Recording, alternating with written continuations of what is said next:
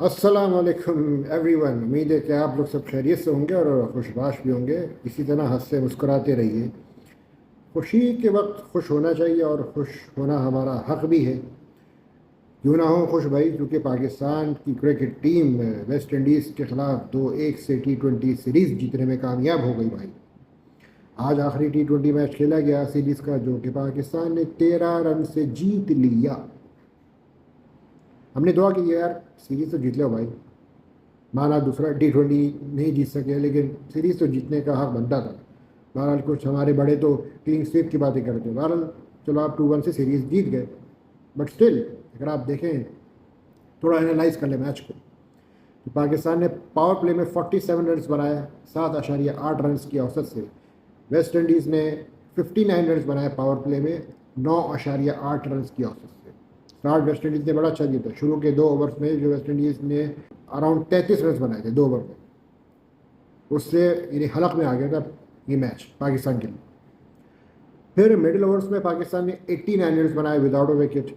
West Indies ने 82 run बनाए 2 विकेटों के नुकसान पे। और वेस्ट इंडीज़ ने 8.2 की औसत से रन बनाया, पाकिस्तान ने 8.9 की औसत से रन बनाए थे। साइम अयूब और साहबजादा फरहान ने ज़बरदस्त पार्टनरशिप बिल्डअप की। ओपनिंग 105 गेंदों पे 138 रन की, और इन दोनों की बदौलत पाकिस्तान 190 का टारगेट देने में कामयाब रहा। डेथ ओवर्स में फिर पाकिस्तान थोड़ा लड़खड़ाया। 53 रन बनाए 5 ओवरों में, 4 विकेटें गिरी। 13.3 रन की औसत है, लेकिन रन अच्छे स्कोर किए थे।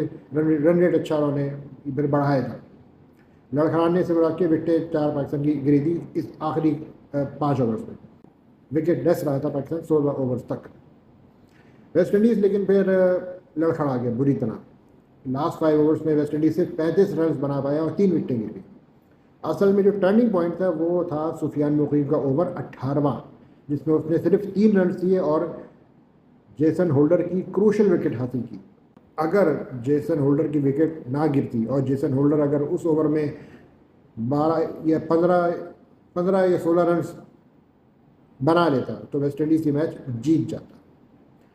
क्योंकि जेसन होल्डर वहाँ आउट हुआ है, वो विकेट गिरी है, और 18वें ओवर में पाकिस्तान ने कम बैक किया है, thanks to the brilliance of Sufiyan Mukim.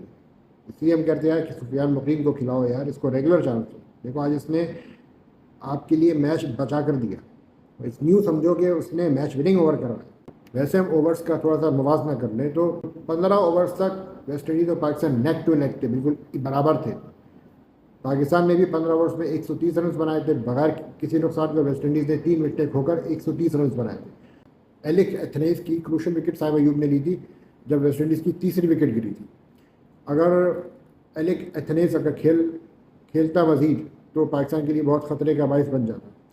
60 run बनाए इसने 40 गेंदों में। ये बड़ी स्टैंड आउट इनिंग्स खेली इसने। इसके अलावा वेस्ट इंडीज़ की तरफ से शरफेन रदरफोर्ड ने 51 रन बनाए 35 गेंदों पे। तो ये बड़ी स्टैंड आउट इनिंग्स थी वेस्ट इंडीज़ की तरफ से। और जो सुफियान मुकीम का ओवर था वो क्रूशल ओवर था, जो कि मैच विनिंग ओवर कर रहा है। उसके अलावा अगर आप देखें तो वैसे अगर हम कंपेयर कर लें, वेस्ट इंडीज़ ने भी 16 ओवर्स तक भी वेस्ट इंडीज़ फार अहेड था। और 17वें ओवर में अगर आप देखें तो पाकिस्तान वर 149 for 1 and West Indies were 149 for 4। यहाँ पे हसन अली ने 8 रन दिए और उसमें 1 विकेट गिरी। लेकिन जो वही 18 ओवर था उसमें आप देखें कि वेस्ट इंडीज़ वो 152 फॉर 5 और उसमें 3 रन बने खाली और 1 क्रूशल विकेट जेसन होल्डर की गिरी। फिर उसके बाद ऑब्वियसली फिर काफ़ी ज़्यादा डिफरेंस आ गया था और 5 विकेटें गिर चुकी थी। बहरहाल रदरफोर्ड ने काफ़ी कोशिश की, लेकिन फिर मैं समझता हूँ कि फिर वो हसन अली ने भी फिर उसको जमने नहीं दिया। आखिरी ओवर में फिर वो आउट हुआ और हारिस रऊफ ने 19 ओवर कराए 13 रन दिए उसमें। और फिर लास्ट ओवर में हसन अली ने जो कि 11 रन दिए, और उस वक्त गालिबन कोई 22 या 24 रन चाहिए थे। तो 11 रन पड़े थे हसन अली को, 26 रन चाहिए थे गालिबन आखिरी ओवर में। तो 11 रन पड़े हसन अली को, उस पर 1 विकेट रदरफोर्ड की गिरी। तो वेस्ट इंडीज़ बहरहाल फेल शॉर्ट ऑफ 13 रन। वैसे तो फास्ट बॉलिंग ने काफ़ी स्ट्रगल किया। 18वां ओवर था इनिंग का। सुफियान मकरम का जो आखिरी ओवर था, यहाँ पे कप्तान ने थोड़ी अक्लमंदी की कि सुफियान मकरम का एक ओवर संभाल के रखा है। इधर आगा साहब ने अच्छी कैप्टनसी की, लेकिन साइम अयूब से 4 ओवर करा के सलमान अली आगा ने ज़रा बेवकूफ़ी का सबूत दिया, क्योंकि सलमान अली आगा खुद भी अच्छी ऑफ स्पिन करते हैं और खुशदिल शाह से क्यों नहीं बॉलिंग करवाई और साइम अयूब पर क्यों इन्हिसार किया, ये मुझे अभी तक बात तो कुछ समझ में नहीं आई। ठीक है, उसने पिछले मैच में भी 2 विकेट ली थी, इस बार भी 1 विकेट ली। इसके अलावा सलमान अली आगा खुद इतनी अच्छी बॉलिंग करते हैं तो उन्होंने नहीं की बॉलिंग।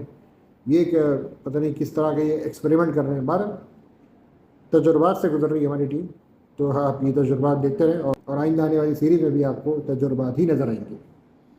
तो बहरहाल पाकिस्तान मैच जीतने में कामयाब रहा, तो उम्मीद करते हैं कि वनडे सीरीज़ भी कुछ इसी तरह से सनसनीखेज़ होगी।